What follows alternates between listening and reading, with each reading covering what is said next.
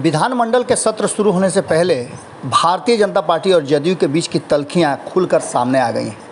आपको बता दें कि जिस तरह से विधानसभा में जो कुछ भी हुआ था उसे सभी को याद होगा और उन सब बातों को लेकर के जब सरकार और विधानसभा को लेकर के बातें जब सामने शुरू हुई थी तो उस समय नीतीश कुमार टारगेट पर थे। साफ तौर पे कहा गया था कि बिना नीतीश कुमार और विधानसभा के अध्यक्ष के परमिशन के, उनकी इच्छा के कोई भी विधानसभा के अंदर प्रवेश नहीं कर सकता है। और इस मामले को लेकर के जम करके जो कुछ भी हुआ था वो सब कुछ आपके सामने है।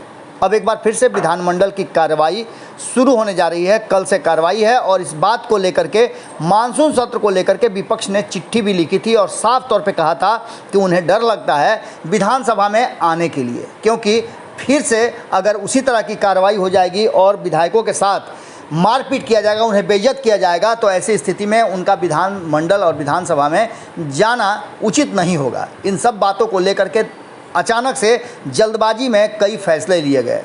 विधानसभा के अध्यक्ष विजय कुमार सिन्हा ने एक सर्वदलीय बैठक बुलाई और इस पूरे मामले पर चर्चा भी किया गया।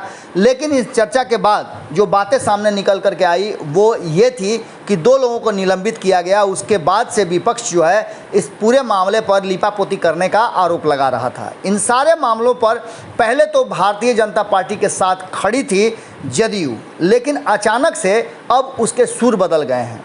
विधानमंडल की कार्रवाई शुरू होने से ठीक एक दिन पहले जिस तरह से हाई लेवल की बैठक सभी दलों के बीच में हो रही, जिसकी खबरें हमने आपको बताई है, खास करके अगर महागठबंधन की बात करें तो महागठबंधन के नेताओं ने जो बैठक हुई थी एक दिन पहले विधानमंडल कार्रवाई से शुरू होने से ठीक पहले कि किस तरह से चलाया जाए, उस बैठक से बाहर निकलने के बाद जो तल्खियाँ देखने को मिली थी महागठबंधन के नेताओं की, वो साफ बता रही थी कि विधानमंडल में जो कार्रवाई शुरू होने जा रही है वो सुचारू रूप से नहीं चल पाएगी, क्योंकि विपक्ष के कई सवाल हैं और कई तरह की बातों के बीच सबसे बड़ा सवाल था कि माननीयों के साथ जो अभद्रता हुई थी, उन्हें मारा पीटा गया था, वो मामला सबसे महत्वपूर्ण था।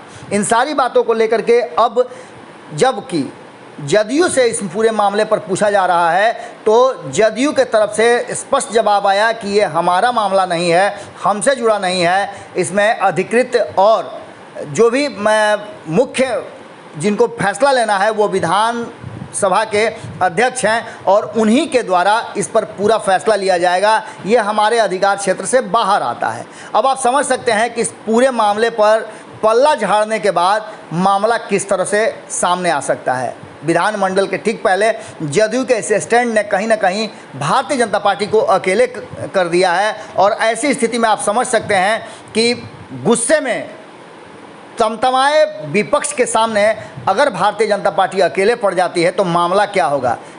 इतना ही नहीं, इसके बाद आप और भी आगे की बातें सोच सकते हैं। लगातार जो भारत लाइव कह रहा था कि विधानमंडल की कार्रवाई में बहुत कुछ होने जा रहा है, इसके बाद और इसके पहले जिस तरह से चीज़ें सामने आई हैं, जिस तरह से राजनीतिक उथल पुथल मचा हुआ है, उसे देख करके साफ लगता है कि नीतीश कुमार के मन में कुछ तो है। हो सकता है कि वो अचानक से कोई बड़ा फैसला करें और इस फैसले का सुगबुगाहट जो है वो इस बात से नज़र आ रही है कि विधानसभा की कार्रवाई और उससे पहले जिस तरह के बयान आए हैं जदयू की तरफ से, वो साफ बता रहे हैं कि इस मुद्दे पर जदयू अपना स्टैंड साफ रखना चाहती है और अपने को इससे दूर रखना चाहती है। अब इस पूरे मामले पर भारतीय जनता पार्टी और आरजेडी के साथ साथ महागठबंधन आमने सामने होंगे और मामला क्या होगा आप बेहतर समझ सकते हैं। लगातार हम बता रहे हैं कि सरकार में बैठे घटक दलों के बीच में सब कुछ ठीक नहीं चल रहा है और ऐसी स्थिति में अगर ये मामला सामने आया, भाजपा अलग थलग पड़ी, तो ये स्पष्ट हो जाएगा कि नीतीश कुमार क्या सोच रहे हैं और आगे उनके मन में क्या कुछ है। क्या ये सरकार 5 साल चलने की स्थिति में है, इस पर भी सवाल खड़े हो रहे हैं। जुड़े रहिएगा भारत लाइव के साथ। हमारी नज़र पूरी तरह से पूरी खबरों पर है।